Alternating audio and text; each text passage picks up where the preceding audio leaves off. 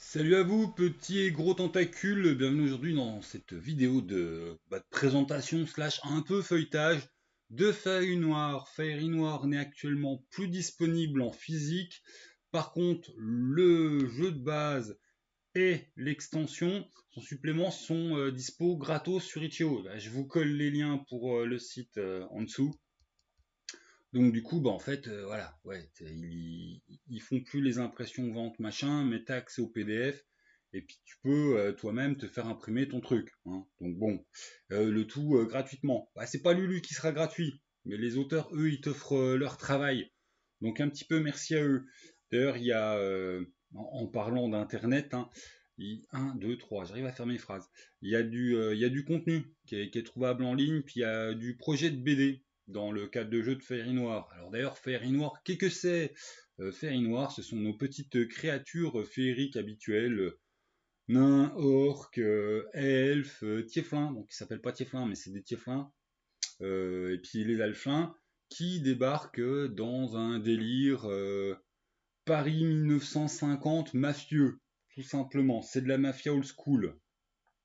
Donc c'est un jeu de Fred Booth et Johan Krebs. J'ai dû massacrer les noms. C'est de l'indé, c'était sorti en 2021.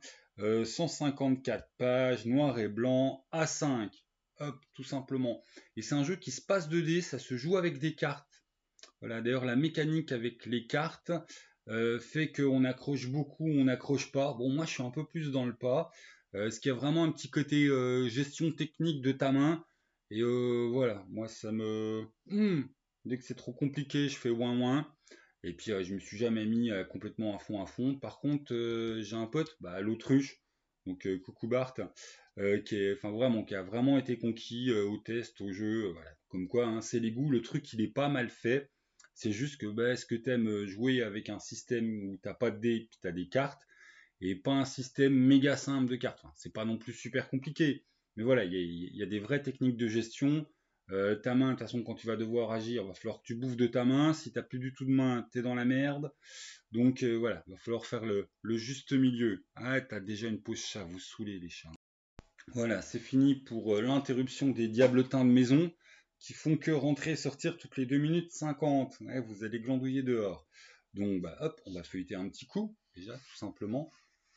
Euh, j'ai mis mes petits repères de cadre. On est dans du sobre, mais on est dans du beau. C'est bien écrit. Il y a un tout petit oubli au niveau... enfin voilà, il y a un tout petit errata au bouquin de base par rapport à l'utilisation des jokers.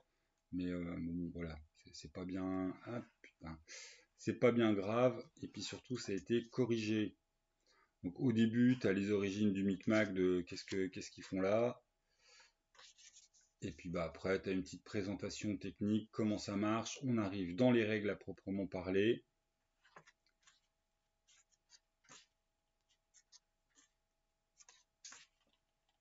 Des petites combinaisons, forcément. Donc c'est vraiment un jeu qui a fait ses aficionados. Bon déjà parce que le cadre est sympa, hein. Donc on a du Paris à la Gabin, on a de la vieille France, le tout avec du féerique dans une ambiance mafia. Et que mécaniquement, bon, moi j'accroche pas. En tout cas, il y a de la subtilité, il y a il y a un petit peu de challenge ludique. Il y a des concepts d'envoyer la sauce qui te coûtent beaucoup. Enfin, bon, voilà, ludiquement, c'est c'est pas minimaliste, c'est pas méga compliqué. Et voilà. Bon, ce que je tenais à présenter, ton perso il va être fait super simplement, hein. En gros, c'est ton job, ton métier, ta classe, tout ça, plus ton espèce, ta race de créature magique. Donc nous avons le gorille. Je pense que ça se passe de description. Le porte-flingue, c'est pareil, ça se passe de description. La femme fatale, le taulier, c'est pratique, les noms sont tellement évocateurs que j'ai pas grand chose à foutre. La maquerelle, la détective, le flic, le baveux, la sublime déglinguée. J'avoue, c'est un peu ce que je préfère. et le To Be, le Mécano, l'Aristo, on arrive sur la fin, le Cave, et le Taulard, la Taularde.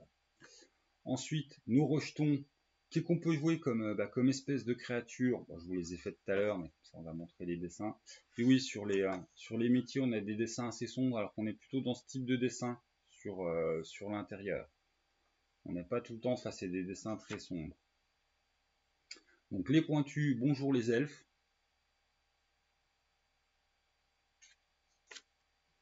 Les gravos, salut nos copains les orques. Les galibots, bon bah c'est les nains. Hein. Les nabos, bonjour les alphins. Et enfin, ouais, j'avoue peut-être un peu mes chouchous, les dahus, c'est du tieflin. Voilà, c'est du petit cornu. Ensuite, on va avoir une courte présentation de ce qu'on appelle le milieu, à savoir les 4 grosses organisations de petits pourris mafieux, le clan des Irlandais, mafieux de chez vous, c'est-à-dire mafieux féerique, le gang de l'Olympe, le réseau Milord et les masses de Belleville. Le background en fait est assez léger au niveau du livre de base, mais bon bah déjà il y a du scénario que tu peux choper sur le net, il y a un scénario dans le livre de base assez conséquent, et l'air de rien, en fait à l'usage il s'avérait que c'est complètement c'est suffisant en fait. Voilà.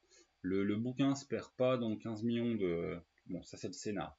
Ouais, un scénar quand même qui prend de la place.